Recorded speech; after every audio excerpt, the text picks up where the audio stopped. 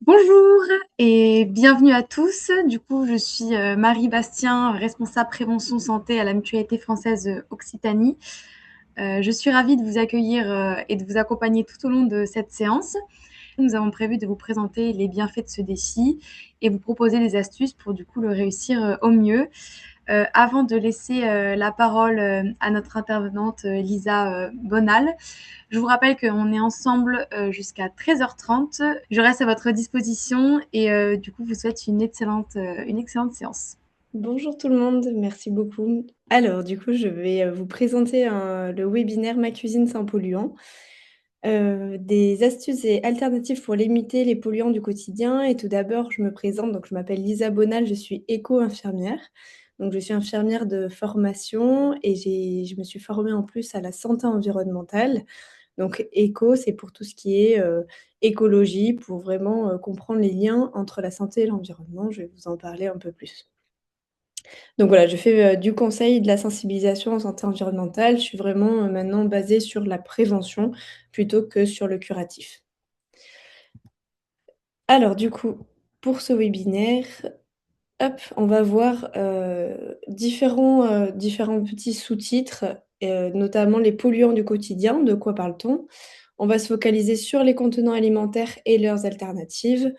Et on va essayer, de ressortir avec des astuces faciles à adopter pour préserver, votre santé et celle de toute la famille. Donc voilà, n'hésitez pas à poser des questions dans le chat et on aura un temps de questions à la fin. Donc les polluants de quotidien, de quoi parle-t-on? En fait, en règle générale, quand on parle de la santé environnementale, donc déjà je voulais reprendre, ce que c'était la santé environnementale, parce que peut-être que c'est pas clair pour tout le monde. Donc ça, c'est une définition de l'OMS, de l'Organisation mondiale de la santé, qui, nous dit que la santé environnementale, elle comprend les aspects de la santé humaine, y compris la qualité de vie, qui sont déterminés par les facteurs physiques, chimiques, biologiques et socio-psychosociaux esthétiques de notre environnement.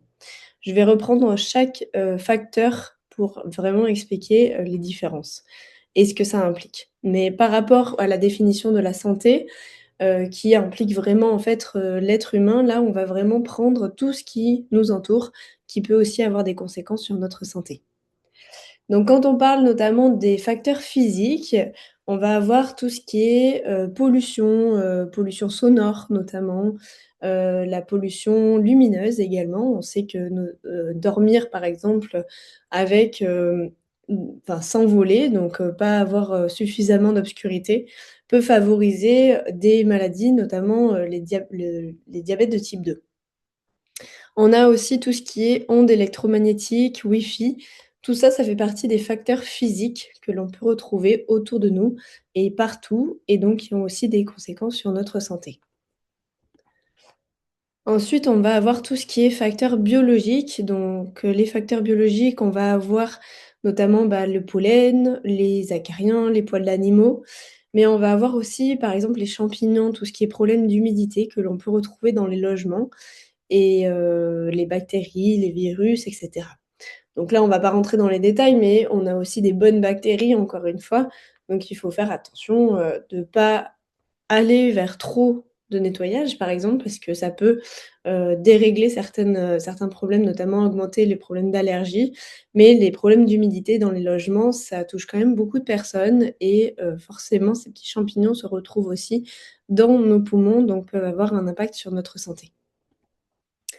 On a aussi tout ce qui est socio-psychosocio-esthétique, donc ça va comprendre tout ce qui est stress, la précarité du logement notamment et cetera. Donc tout ça, le travail va aussi avoir des conséquences sur notre santé. Et le dernier, c'est les facteurs chimiques. Donc les facteurs chimiques, on peut les retrouver dans notre alimentation, via tout ce qui est, par exemple, produits ultra transformés, notamment les additifs, les conservateurs, par exemple, mais aussi, les polluants chimiques comme les pesticides qui sont rajoutés, dans notre alimentation pour produire et on va avoir aussi, au quotidien tout ce qui est cosmétiques, produits ménagers, par exemple. Donc nous, on va vraiment se focaliser là, sur ce webinaire, sur les polluants chimiques dans notre environnement et notamment autour de la cuisine. Donc comment les polluants sont-ils absorbés par l'organisme? En fait, on a 5 voies d'exposition. On a la voie digestive, on a la voie respiratoire, tout ce qu'on va respirer, tout l'air qu'on va respirer. On a la voie cutanée, donc là, il faut pas oublier cette voie cutanée, hein, ça peut être, les ongles, ça peut être, les cheveux. On a tout ce qui est la voie parentérale, donc là, ça va être, par exemple, via des dispositifs médicaux et on a aussi la voie fœto-placentaire et l'allaitement. Ça reste des voies d'absorption. Donc forcément, quand on parle de santé environnementale, ben, on est toujours au quotidien avec, et c'est ce qui fait que nous sommes là aussi, aujourd'hui, c'est qu'on a l'air qui nous entoure, donc cet air, on en a besoin, c'est essentiel, mais il est parfois, réellement pollué, que ce soit en ville ou à la campagne. On a aussi toute l'eau que l'on va boire et les aliments que nous mangeons. Donc ça, on se rend bien compte que si, ces éléments sont pollués, alors ça va aussi avoir des conséquences sur notre santé et vraiment, quand on parle de la santé environnementale, on veut vraiment montrer ce lien, qu'il y a entre l'environnement et notre santé. Donc quand on parle de substances chimiques et notamment les substances chimiques dans l'alimentation, donc la majorité de ces substances chimiques, elles proviennent soit de la production, soit ce sont des processus de transformation, soit on en a besoin pour la conservation, ou alors ça va être pour, la distribution des denrées, notamment via les emballages alimentaires. Donc on a certaines substances chimiques qui sont naturelles ou qui sont synthétiques et qui se retrouvent souvent dans notre alimentation. On les appelle souvent, bah, les contaminants chimiques de l'alimentation. On peut également retrouver certains polluants dans les sols, comme par exemple les métaux lourds. On a beaucoup entendu parler en ce moment du cadmium.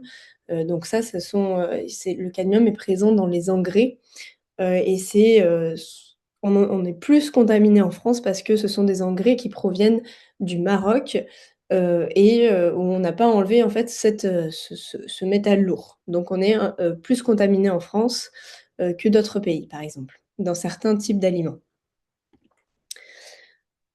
Donc ces substances chimiques, ça va être par exemple les additifs alimentaires, ça va être tout ce qui commence par E quelque chose que vous pouvez retrouver derrière les produits. Donc tout ça, c'est pour favoriser la conservation, le goût par exemple, la couleur et cetera.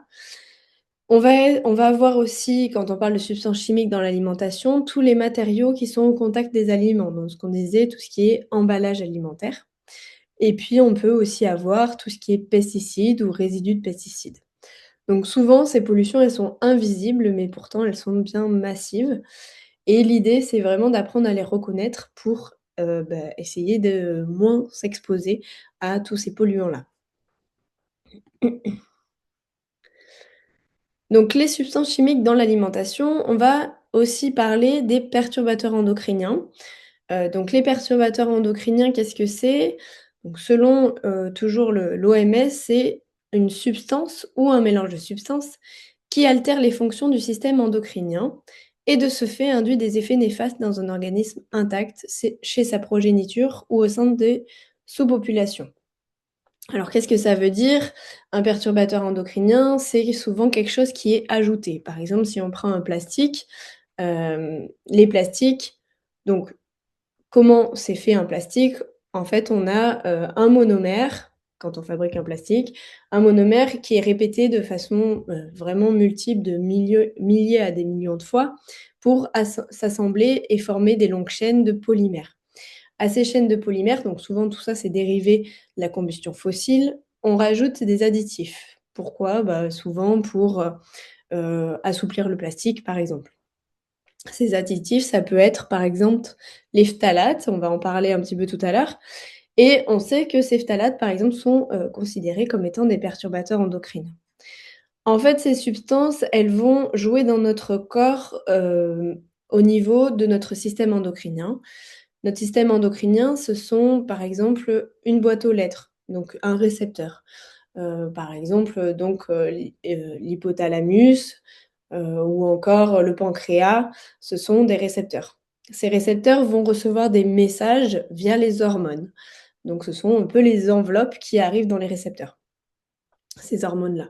Sauf que le problème des perturbateurs endocriniens, c'est que ces substances, donc qui sont rajoutées dans les plastiques, vont agir dans notre corps, soit en bloquant le passage de l'hormone, donc l'hormone ne peut pas passer et le message ne passera pas correctement, soit ils vont imiter l'hormone, ils vont un peu usurper l'identité de l'hormone, sauf que le message ne passera pas correctement. Donc le message, il peut être faussé. Donc là, on voit un petit peu via, l'image que vous avez, en bas à droite, ce sont, les conséquences, sur la santé de certains types de perturbateurs endocriniens, donc par exemple les bisphénols. J'ai parlé des phtalates, on a le formaldéhyde et cetera et cetera. Alors dans la définition, il y a marqué «au sein des sous-populations», ça veut dire qu'aussi on voit que ça peut agir, même sur les générations suivantes. Donc c'est vraiment important d'agir sur des périodes qu'on appelle les périodes de vulnérabilité, notamment tout ce qui est période de la petite enfance, les 1000 premiers jours, donc de la conception jusqu'aux 2 ans de l'enfant, mais aussi durant l'enfance, durant l'adolescence, ce sont des périodes de changements hormonaux et également, donc si on veut être enceinte, mais aussi au moment de la ménopause. Donc le plastique, quand on regarde un peu de plus près, donc j'ai pu expliquer un petit peu comment ça fonctionnait, mais en effet, c'est un mélange complexe de substances chimiques. On va ajouter des additifs et donc voilà, le terme plastique, ça désigne une grande variété de substances chimiques synthétiques qui peuvent être moulées ou façonnées en objets. Donc ça a été vraiment quelque chose qui est de plus en plus utilisé. On en retrouve partout maintenant parce que, c'était facile et peu cher. Donc on a beaucoup remplacé, par exemple, tout ce qui est bouteilles, avant c'était des bouteilles en verre, il y avait beaucoup de conserves en verre et cetera, et donc ça a été beaucoup remplacé par le plastique. C'était moins lourd et moins cher aussi. Sauf qu'on se rend compte que ces substances chimiques, elles sont pas anodines et elles peuvent aussi mettre en danger notre santé. Donc nous avons quand même des réglementations, notamment, au niveau de l'Union européenne, mais il faut que ces réglementations, elles soient de plus en plus strictes. On a la réglementation, par exemple, du bisphénol A. Le bisphénol A, il a été interdit en 2015 dans tous les contenants alimentaires. Il avait interdit avant dans les contenants pour bébés, notamment les biberons. Sauf qu'on n'a pas interdit toute la famille de bisphénol, on a interdit juste la classe de bisphénol A. Donc on se rend compte qu'il faut, prendre beaucoup plus en compte, ces différentes familles et les conséquences que peuvent avoir ces plastiques. Donc on a besoin d'une meilleure aussi santé publique, par rapport à tout ça et de meilleures réglementations. Mais, ce qu'on va voir, c'est qu'on peut quand même agir et adopter quelques gestes du quotidien. Donc notamment là, on va essayer de voir les différents éléments d'une cuisine qui peuvent contribuer à une pollution. Alors on voit qu'il y en a beaucoup. On va pas pouvoir voir tout aujourd'hui, mais en fait, le type de cuisson peut amener une certaine pollution. Par exemple, si c'est une cuisson à gaz, on peut être contaminé au monoxyde de carbone. Il y a encore beaucoup de décès, à cause du monoxyde de carbone. Mais aussi si c'est, de l'électrique, il y a des champs électromagnétiques qui passent au quotidien. On a, la contamination due aux aliments, notamment si, on a des résidus de pesticides dessus. On a tout ce qui est nettoyage et produits ménagers que l'on va finalement mettre sur nos meubles. Quand on parle du coup de meubles, on a également la pollution due aux meubles. Souvent, c'est ce qu'on appelle les composés organiques volatiles. Donc ça, c'est ce qu'on va retrouver dans les vernis, dans les peintures, par exemple. On a tout ce qui est emballage, donc tout ce qui est autour de nos aliments, qui va aussi être une source de polluants. La cuisson, notamment due à nos poêles et on y reviendra. Tout ce qui est contenant avec, donc du coup, tout ce qui est contenant en plastique et puis tout ce qui est autre, donc là, on va plus, parler de tout ce qui est, donc film, par exemple, aluminium ou encore ustensiles. Donc on va pas pouvoir tout voir aujourd'hui, mais on va se focaliser sur les contenants et la cuisson, donc tout ce qui est poêle, par exemple. Et puis on va parler également des ustensiles, des films et cetera. Donc la deuxième partie, on est sur, focus contenants alimentaires et leurs alternatives. Alors là, je vais vous demander de participer dans le chat.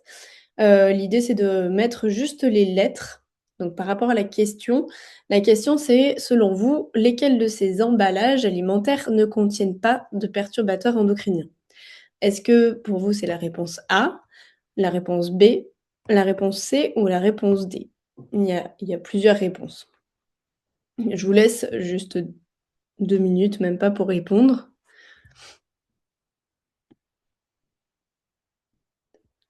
Alors moi, je vois pas par contre les réponses.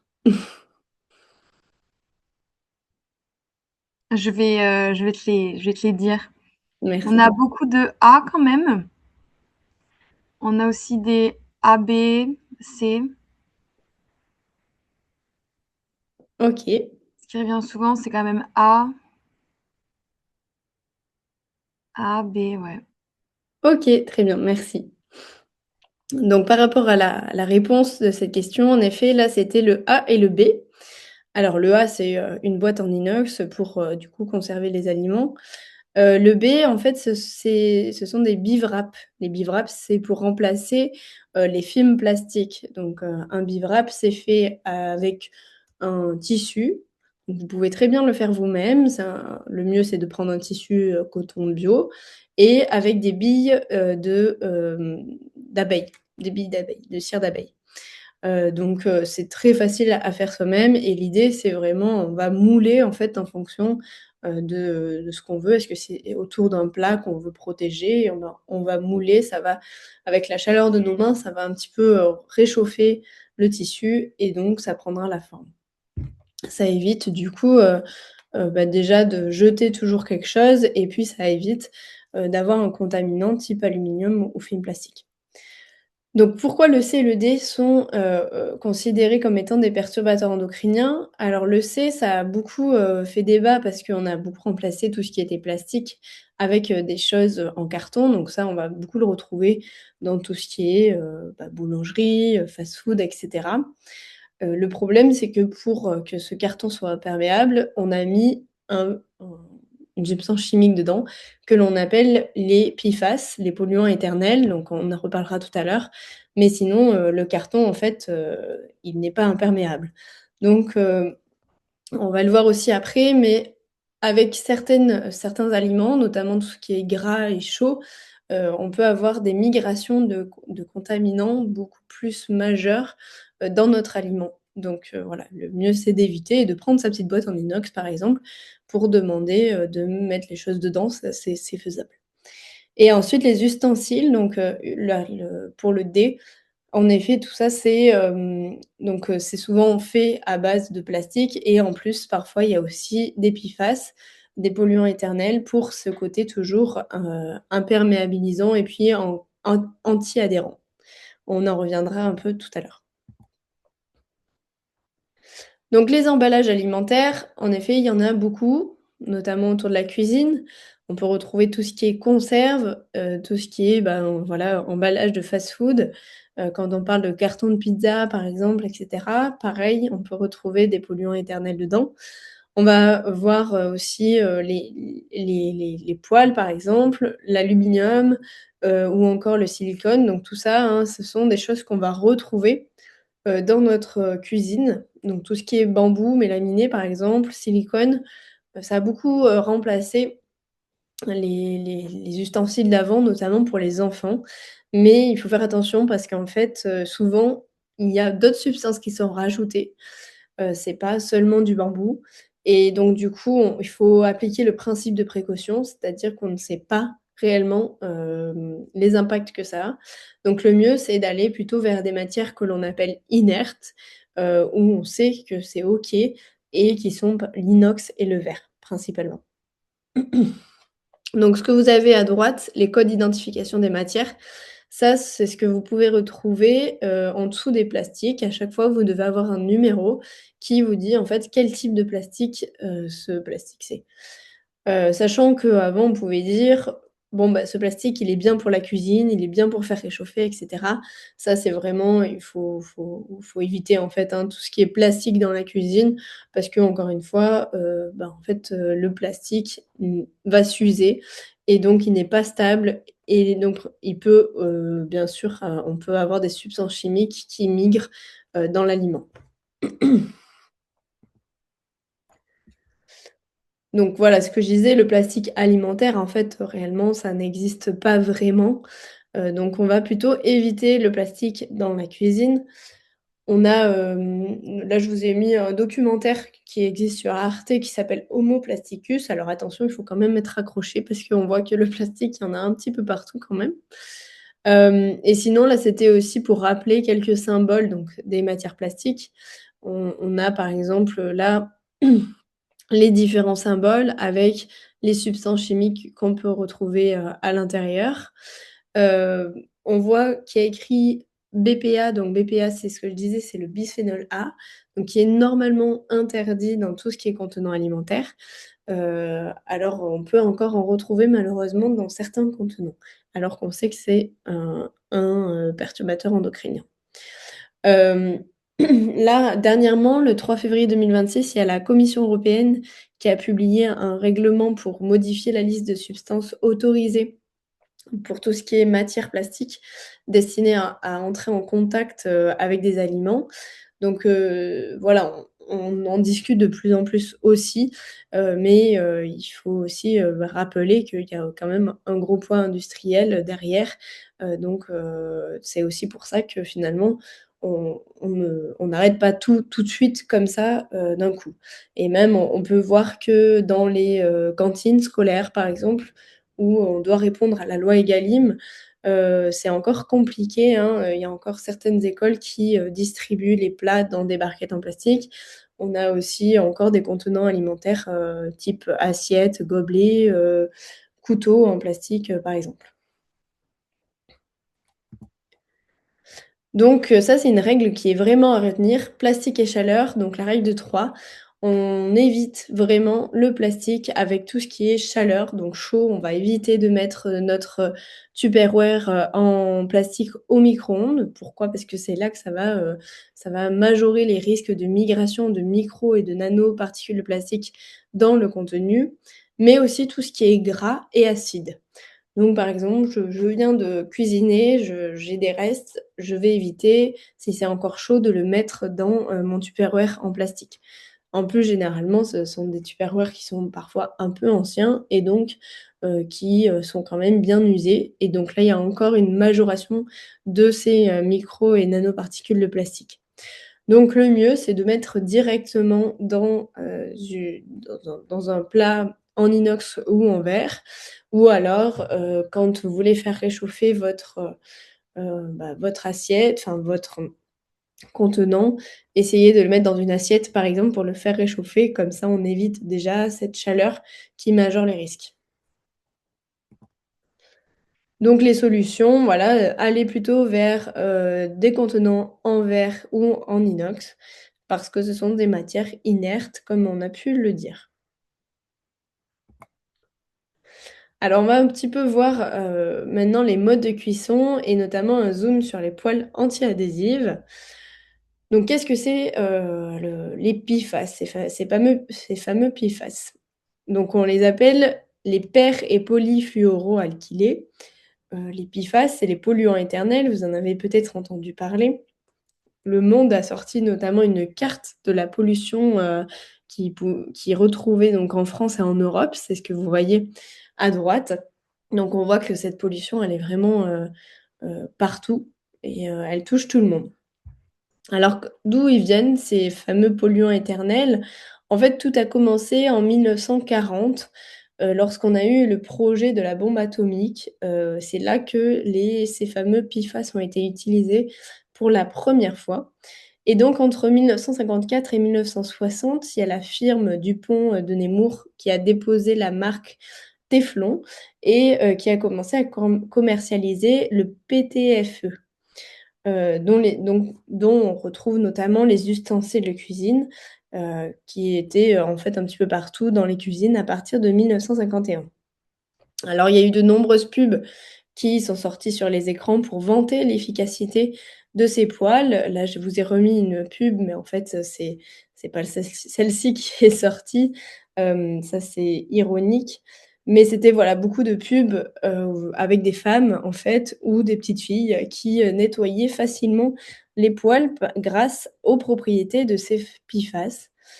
Pourquoi? Parce que les propriétés des PFAS, des polluants éternels, c'est d'être imperméabilisant, résistant à la chaleur et puis anti-adhésif. Donc parfait pour nettoyer les poils. Donc ça a été utilisé en fait, par la suite dans de différents domaines et différents produits du quotidien, notamment, dans tout ce qui est cuisine. Heu, Sauf qu'à partir de 2001, aux États-Unis, il y a eu un premier scandale, qui a éclaté. Donc la firme a été accusée d'avoir causé chez plus de 70 000 personnes, des affections thyroïdiennes sévères, mais aussi des cancers, de l'hypercholestérolémie. Donc c'est des choses qu'ils pouvaient déjà voir en fait, avec leurs employés qui notamment des employés qui étaient enceintes et qui avaient de graves problèmes. Dès en fait, dès les débuts, hein, ils ont pu remarquer qu'il y avait des conséquences sur la santé. Donc, par la suite, par rapport à ce scandale, il y a eu un film qui est sorti qui s'appelle Dark Waters, donc je vous le conseille, fortement. Il est sorti en 2019 pour parler un petit peu de tout ça.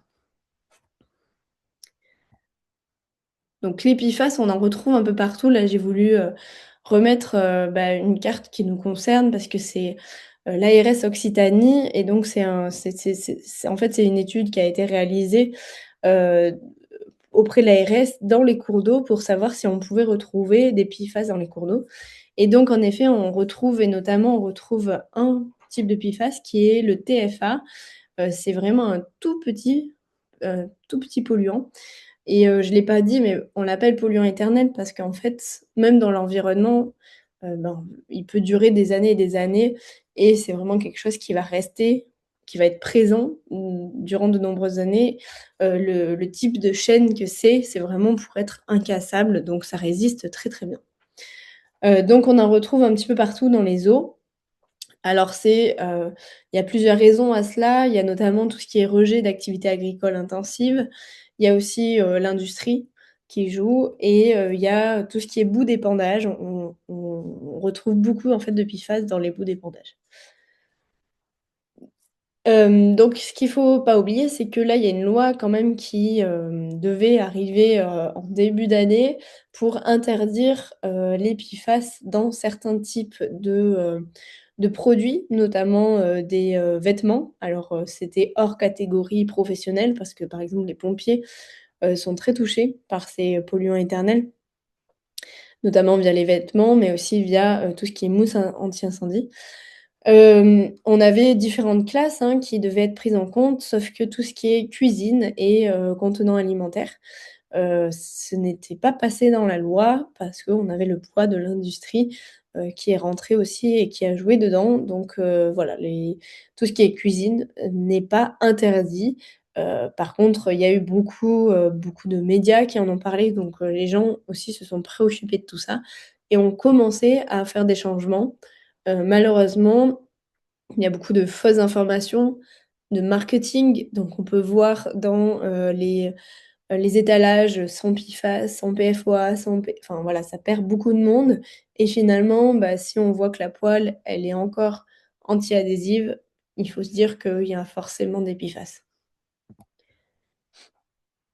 Alors, une étude a été réalisée, l'étude, Esteban, qui a été réalisée entre 2014 et 2016, qui, recherchait 17 PFAS dans le corps humain et donc sur 993 adultes et enfants et 100 de ces, personnes étudiées étaient contaminées, étaient positifs au PFOA et PFOS. Donc il y a des conséquences, hein, sur la santé de ces PFAS, notamment tout ce qui est effet sur le développement de l'enfant à naître, retard de développement, hem, une réponse réduite à tout ce qui est, immunitaire, donc par exemple tout ce qui est vaccin. On a vraiment des conséquences, dès la naissance, en fait, mais on a aussi des conséquences plus tard, à l'âge adulte, notamment tout ce qui est thyroïdien, foie, cancer du rein et cetera. Donc qu'est-ce qu'on fait finalement? Je veux changer ma poêle. Bon, déjà, on passe par différentes étapes parce qu'on ne sait pas quoi choisir, c'est compliqué. Donc déjà si, on doit changer notre poêle, c'est peut-être parce qu'elle est rayée, parce que ça je l'ai pas dit, mais vraiment le fait qu'elle soit rayée, ça va majorer les risques. Si vous venez de l'acheter, on va peut-être pas la jeter tout de suite. Par contre, dès qu'elle est rayée, c'est vrai que et puis ça peut être aussi le cas des moules, hein, par exemple, on a pas mal de moules comme ça qui sont anti-adhésifs. Dès que c'est rayé, on jette. Donc comment on choisit finalement une meilleure poêle pour essayer de pas la jeter d'ici quelques années ou quelques mois? Et ben, le mieux, c'est de se tourner notamment vers d'autres types de modèles. On a les poêles en inox, donc de l'acier inoxydable. Je vous ai mis le modèle 18/10 parce qu'en fait, on a différents types de modèles. On a aussi pas mal d'aluminium, c'est moins cher. Donc ça, il faut faire attention. Vraiment, il vaut mieux se tourner sur de l'inox. Parfois, on a de l'aluminium en dessous et de l'inox au-dessus, donc là, c'est OK. Là, c'est un certain prix, c'est sûr, mais c'est aussi une autre manière de cuisiner. Alors, il y a un petit test qui permet de savoir quand est-ce que la poêle est chaude. Donc souvent, il faut faire chauffer sa poêle à feu doux avant de mettre quoi que ce soit dedans et ensuite vous faites le petit test de la goutte d'eau. Donc, vous prenez un peu d'eau et vous jetez un peu d'eau dans la poêle pour voir en fait si, les petites gouttelettes, elles, vont à droite à gauche. C'est que votre poêle est bien chaude et que là, vous pouvez commencer à mettre votre matière grasse et puis, vos aliments. Donc c'est différent, c'est une différente manière de cuisiner, mais en tout cas ça fonctionne, c'est meilleur pour la santé et en plus on la garde toute notre vie. On a ensuite tout ce qui est fer, acier. Alors, c'est plus lourd, c'est plus compliqué aussi. On va avoir tout ce qui est fonte cuivre, donc pareil, il peut y avoir, d'autres types d'inconvénients et la céramique aussi. En tout cas, il y a des alternatives qui sont possibles. Il y a aussi d'autres alternatives et là, je voulais en parler. Alors, il y a tout ce qui est four solaire, par exemple, mais il y a aussi, la cocotte, norvégienne. Je ne sais pas si vous connaissez? En fait, c'est ce qu'on voit sur l'image d'en bas, le gros coussin là. Ça permet de cuire un aliment de façon beaucoup plus lente. Donc là, il faut pas être pressé, il faut le mettre, le matin, par exemple. Mais l'idée, c'est de faire chauffer, et de mettre à ébullition quelque chose que vous avez à mijoter, mais on peut très bien faire du riz aussi comme ça et ensuite de le mettre dans votre cocotte norvégienne et ça va cuire lentement. Ça permet d'économiser également, de l'électricité ou, du gaz parce on va réduire forcément, la cuisson. Alors on va maintenant passer sur tout ce qui est astuces faciles à adopter pour préserver votre santé et celle de la famille. Donc, l'idée, c'est vraiment d'agir sur le contenant et sur le contenu, parce que là, on a pas mal parlé du contenant, mais il faut pas oublier que ce qu'on met dedans va aussi avoir une influence sur notre santé. Donc on parle beaucoup de tout ce qui est aliments ultra transformés, hein, c'est beaucoup rentré, dans nos vies, en fait. Pourquoi? Bah, parce qu'on a moins de temps à consacrer à la cuisine, parce que mine de rien, ben, les femmes passaient beaucoup de temps, à la cuisine avant et que maintenant elles ont aussi leurs activités. Donc on va se tourner vers des plats qui sont préparés, par exemple et puis aussi, on va pas se mentir, c'est attirant et attrayant, via les couleurs, via le goût, via le côté sucré, gras et cetera. Sauf que là-dedans, on retrouve des conservateurs, des additifs, mais aussi parfois des pesticides. En fait, on parle plus d'aliments, mais on parle souvent de produits ultra transformés. Donc en fait, l'aliment est vraiment très loin là-dedans. Donc l'idée, c'est que, OK, de temps en temps, mais rarement, mais le plus souvent, on va essayer d'augmenter notre part de fruits et de légumes, donc vraiment pour augmenter la part de fibres, dans notre alimentation. On va essayer de mettre de la couleur, ça fait, plaisir, d'aller vers plus de végétal, donc des protéines, par exemple, végétales comme les légumineuses, d'augmenter la part de produits bruts de saison, local et bio de préférence, si l'on peut. Ça augmentera également tout ce qui est nutriments et vitamines que l'on va retrouver, dans les aliments ou sur la peau, par exemple. Alors tout ça, ça vient pas de nulle part, mais en fait, c'est déjà Hippocrate. Hippocrate qui est le père de la médecine, qui disait que ton alimentation soit ta première médecine.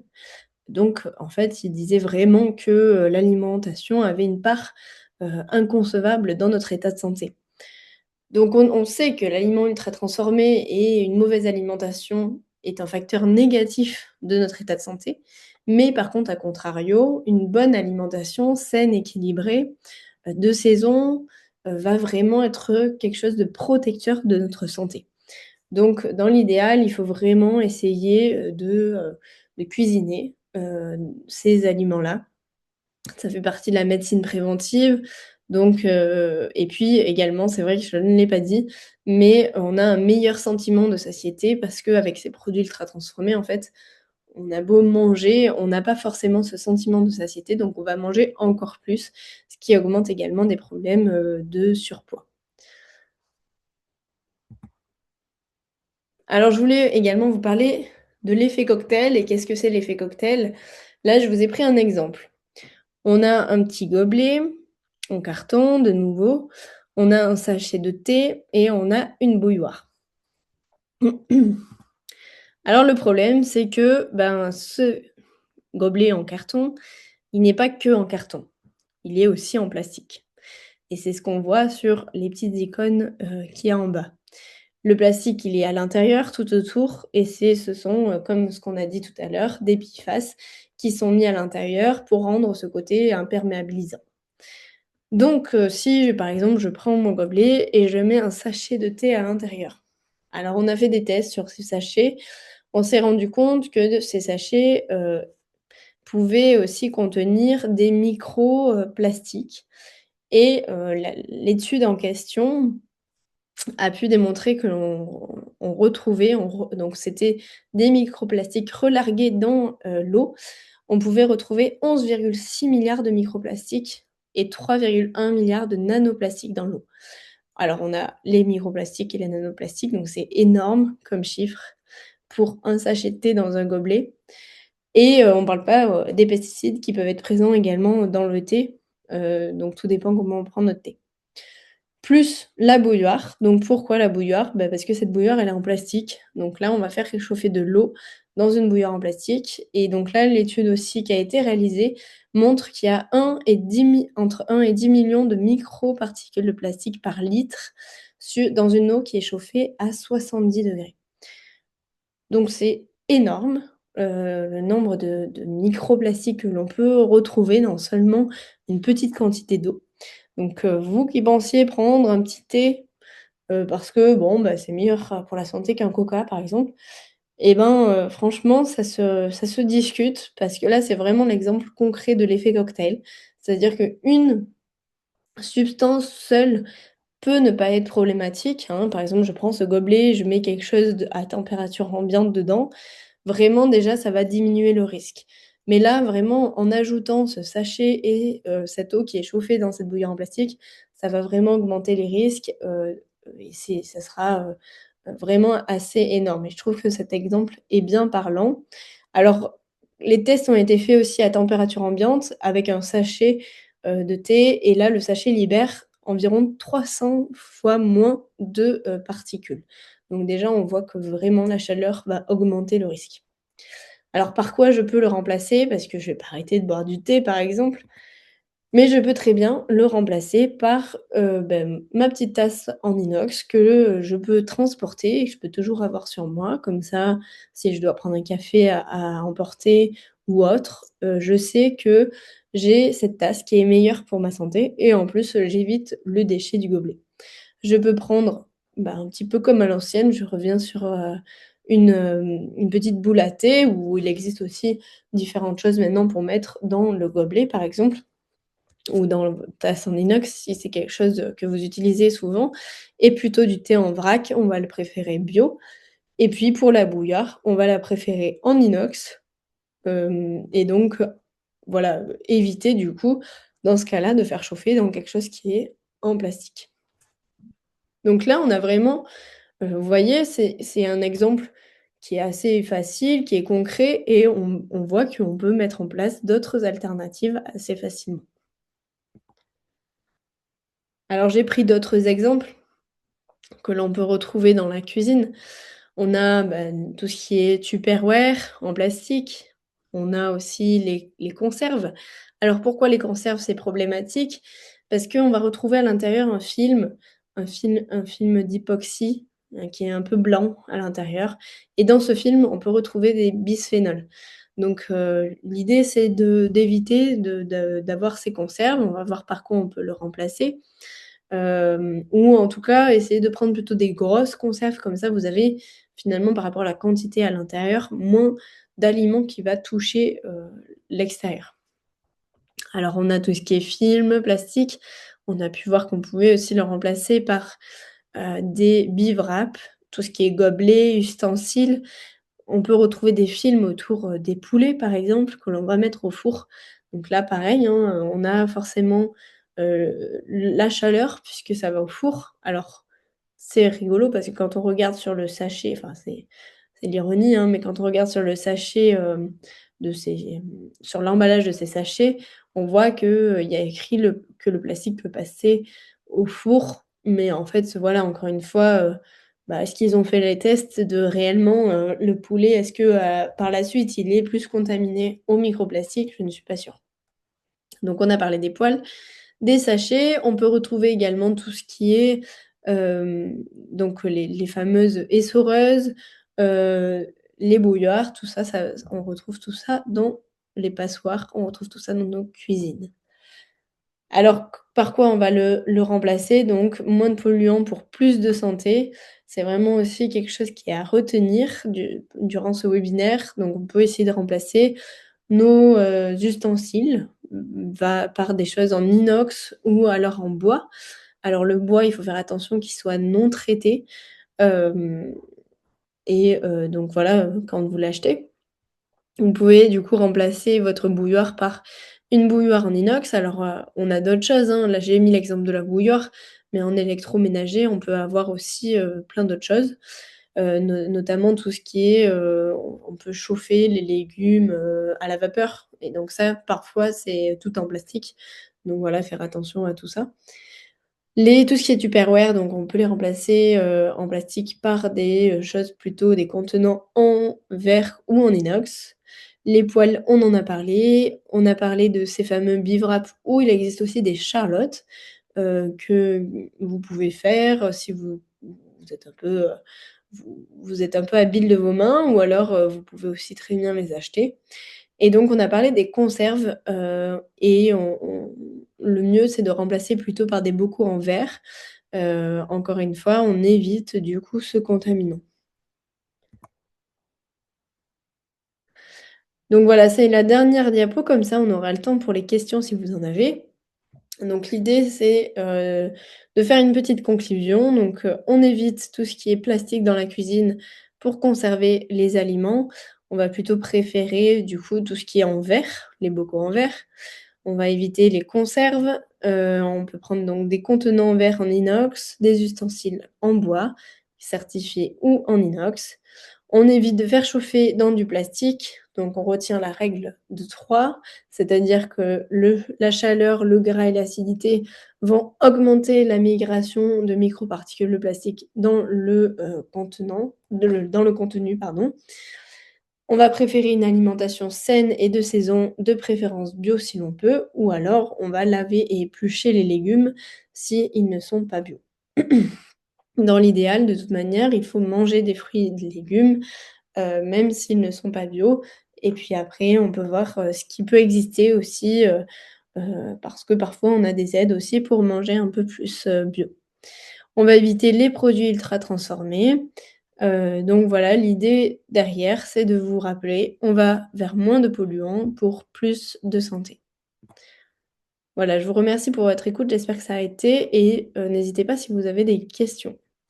Merci pour votre intervention. Du coup, on va passer un petit temps de questions. On nous a demandé est-ce que le BeWrap, c'était possible pour le congèle? Je sais que alors faut pas le laver par exemple avec du chaud, sinon en fait vous perdez, complètement l'intérêt. Mais du coup, avec le froid, alors, à tester. Je ne sais pas, je pense qu'il y a pas de problématique du coup de migration de polluants puisque encore une fois c'est de la cire d'abeille. Mais par contre, je sais pas si ça tient dans le temps. Je n'ai jamais fait. Par contre, vous pouvez, sinon utiliser, les bocaux, des bocaux en verre et mettre directement, l'aliment dans les bocaux, par exemple. D'accord. Alors, est-ce que c'est possible de mettre tout simplement une assiette sur notre plat avant de le mettre au frigo? Oui, oui, c'est une très bonne technique. Euh, On a aussi, que pensez-vous des charlottes en tissu pour recouvrir les plats à mettre au frigo? Oui, donc du coup, j'en ai parlé, je pense, après, donc la question est arrivée avant. Alors, je pense que la question, c'est peut-être parce qu'on a des tissus qui sont un peu imperméabilisants, qui permet aussi de mieux se nettoyer. Encore une fois, là, quand on va mettre notre charlotte sur un plat, normalement, l'aliment ne va pas toucher la charlotte. Donc, on a vraiment peu de risques, en fait, de migration à ce moment-là. Donc, c'est une très bonne alternative de mettre des charlottes, parce que voilà, encore une fois, on peut pas, je l'ai peut-être pas dit, et suffisamment dit, mais on n'arrivera pas à avoir une exposition à 0 polluant. Par contre, on peut diminuer et éviter certains polluants. Donc là, ça fait partie des choses qui, en effet, peuvent se questionner parce que la matière, peut être un peu imperméabilisante, ce qui est mieux déjà pour le nettoyer quand même, et dans tous les cas, on va éviter de le mettre directement sur le contenu, quoi. D'accord. Comment savoir si l'intérieur, par exemple les boîtes de sardines ou maquereaux, sont polluées? Alors, une personne qui a été formée au perturbateur endocrinien m'a dit d'utiliser des aimants. Quelle alternative? Voilà. Des aimants. Alors je ne sais pas, ça pour le coup, l'utilisation d'aimants, j'ai pas connaissance. Par contre, bah, là pareil, ça fait partie des boîtes, on n'a pas trop de d'alternatives. Alors j'ai cru entendre que parfois dans certains magasins, on pouvait retrouver de la sardine dans d'autres types de contenants. Hem Ça fait partie des choses qu'on là, on n'a pas trop d'éléments de réponse à l'heure d'aujourd'hui, parce que si c'est pas écrit sur la boîte, ben, c'est difficile de le savoir. Alors, il y a une grosse étude qui a été faite sur les boîtes de thon, mais c'était surtout sur le contenu et dans ce qu'il y a dans le thon, qui était gravement pollué, à des métaux lourds. Donc voilà, ça, c'est le genre d'études qu'on peut avoir. Sur les boîtes de sardines, j'avoue que je ne sais pas vraiment et bon, ça il y a toujours avec le poisson un petit peu le côté, balance bénéfice-risque. Il y a des choses qui sont très bonnes pour la santé dans ce qu'on va retrouver dans les poissons. Par contre, il y a aussi beaucoup de polluants, donc c'est très bien par contre de favoriser plutôt les poissons en bas de chaîne, alimentaire type, sardines, maquereaux et cetera. On a deux questions qui se ressemblent un peu. Par quoi remplacer la cloche en plastique posée sur un plat à réchauffer au micro-ondes? Moi, je dirais pas rien. Ne rien mettre, de au-dessus. Après, bon, ben voilà, on a le risque, que ça éclabousse et qu'on en mette un peu partout et après il faudra nettoyer mais bah, là, pareil, il y a pas trop d'alternatives à cette cloche. J'avais pas trouvé, autre chose. D'accord. Les couvercles des boîtes en verre sont souvent en plastique. Est-ce que si Mmh. les aliments ils sont pas en contact, il y a quand même un risque? Oui, c'est vrai que c'est souvent le cas. Alors comme, finalement les, conserves en verre, où on va retrouver, le petit couvercle au-dessus, pareil, où il peut y avoir un film, d'époxy, que l'on peut retrouver autour des conserves. Donc là, encore une fois, on ne peut pas, tout, réduire. Si le contenu ne touche pas, le petit couvercle en plastique, il y a peu de risques, de migration. Surtout si vous laissez, avant, par exemple, avant de le fermer, que ce soit bien froid avant de le fermer, voilà, il y a encore moins de risques. Alors là, on nous a demandé, si c'était possible de faire un webinaire sur les textiles, quelque chose comme, s'habiller sans polluant, surtout pour les personnes qui font, du sport, de manière assez quotidienne et qui utilisent du coup, quasiment, quotidiennement des vêtements dits techniques, quoi. Mmh, tout Enfin, à fait. pour les C'est vrai que ça serait un bon sujet parce que, bah, quand on sait que la transpiration et cetera augmente les risques et il y a beaucoup de choses à parler autour des textiles et aussi, de comment, enfin, où est-ce que ces microparticules partent aussi quand on les lave. Enfin, il y a plein de choses à dire. Ce serait un très bon sujet. Ensuite, on nous a demandé, je pense que c'était par rapport à ce que tu as dit tout à l'heure, quel test, dosage sanguin ou autre, faire pour évaluer à quel point notre corps est pollué? Je pense que c'est peut-être en rapport avec l'étude qui a été, Ah ça. oui. Alors là, l'étude du coup est terminée. Je sais qu'il y a certains laboratoires qui proposent des tests. Je suis pas forcément fan. Je me dis qu'il y a pas vraiment d'intérêt, en fait, à savoir ça, mis à part que ça va rendre anxiogène plus qu'autre chose. Il faut partir du principe qu'en même temps, on l'est déjà un peu tous. Donc savoir finalement à quel dosage on l'est exactement, je ne vois pas réellement ce que ça peut apporter, mis à part, si on participe à une étude. Là, je sais qu'ils ont lancé, des tests qui sont remboursés en plus par la sécurité sociale, donc je trouve ça complètement aberrant, pour savoir à combien on est, de pollué en termes de cadmium. En fait, ce qu'on veut, c'est surtout qu'ils prennent des mesures pour, arrêter et limiter, le cadmium dans les engrais. C'est pas qu'on sache et rendre anxiogène encore plus la population de: «Est-ce que, mes enfants sont très pollués au cadmium?» en fait. Donc voilà, je trouve qu'il y a des fois des choses qui sont un peu incohérentes. Donc il y a des tests, hein, qui existent, qui sont payants, la majorité du temps. Je sais que ça existe pour les phtalates notamment, parce que les phtalates, c'est une sorte de polluant qui, au bout de 24 heures, peut s'éliminer. Le problème, c'est que si on est quotidiennement, exposé à ce type de polluant, on va être quotidiennement finalement, exposé aux phtalates. Mais par contre, et c'est pour ça que c'est l'idée aussi de ces webinaires, c'est de réduire son exposition. Ça veut dire qu'on peut réellement, réduire, son taux de phtalates dans le sang. Donc voilà, je suis un peu ambivalente sur, sur le fait de faire des tests. D'accord. On nous a demandé, alors je pense que c'est une femme âgée, qui a des problèmes de mains, bras et coudes.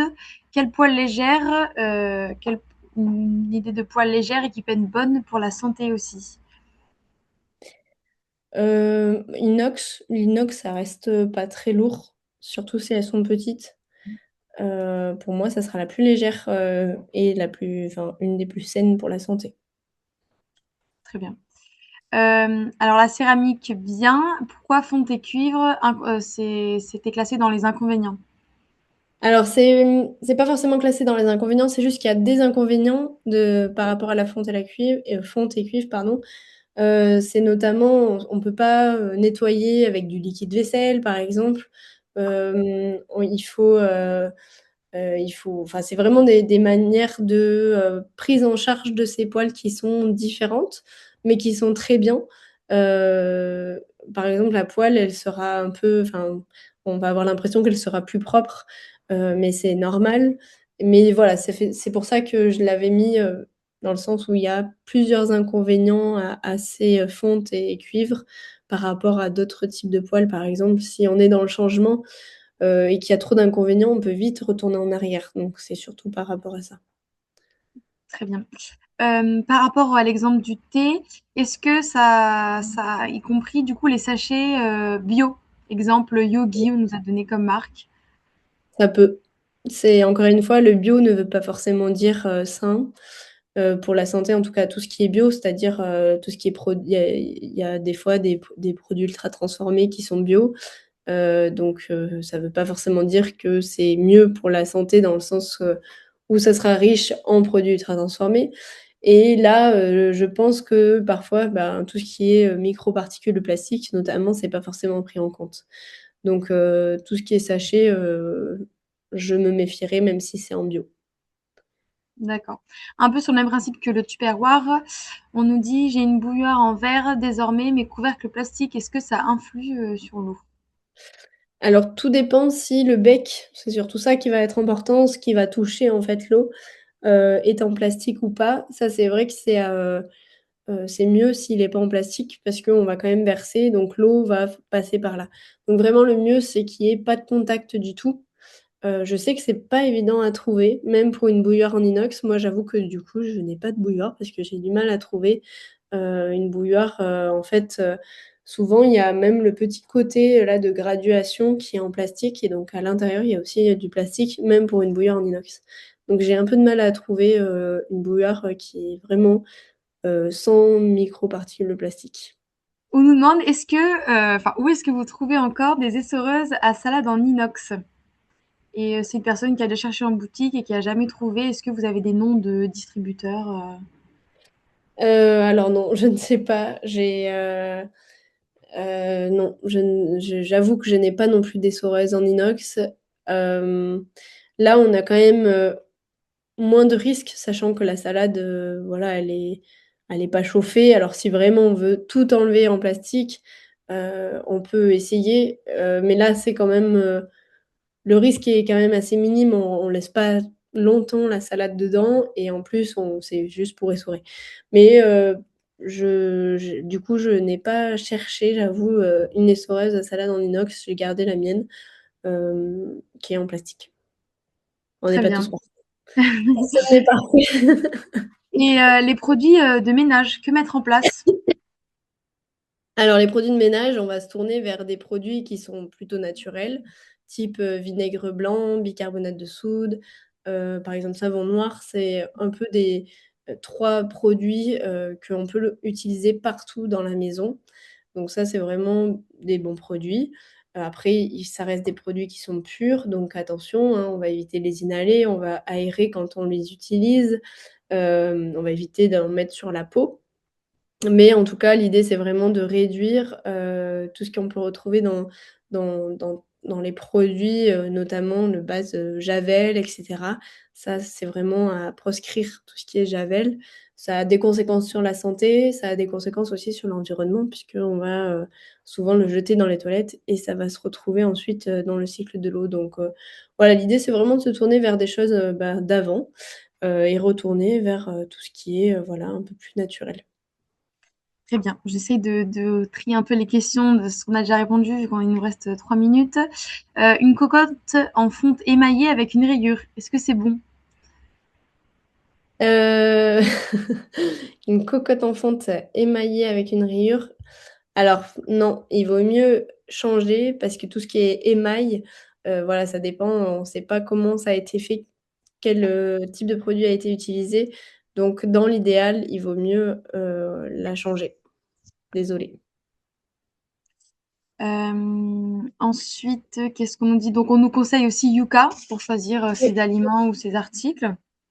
Je pense que je sais pas si tu recommandes ou pas, mais Oui, oui, ça peut être une aide, alors, il faut toujours, avec ces applications, ben, essayer aussi de se poser la question de pourquoi ces aliments sont mal classés ou pas. Mais oui, oui, ça peut être une bonne aide. Yuka pour les cosmétiques, il y a Incy Beauty aussi, qui est mieux que Yuka pour les cosmétiques. Donc oui, on peut s'aider de ces applications et après, généralement, une fois on achète un peu souvent les mêmes produits, donc une fois qu'on a fait le tri, Heu, on se tourne vers, toujours ces produits. et on nous demande est-ce que Baby Cook en plastique pour préparer le repas des enfants, c'est bien? Alors, bah, s'il est en plastique, non.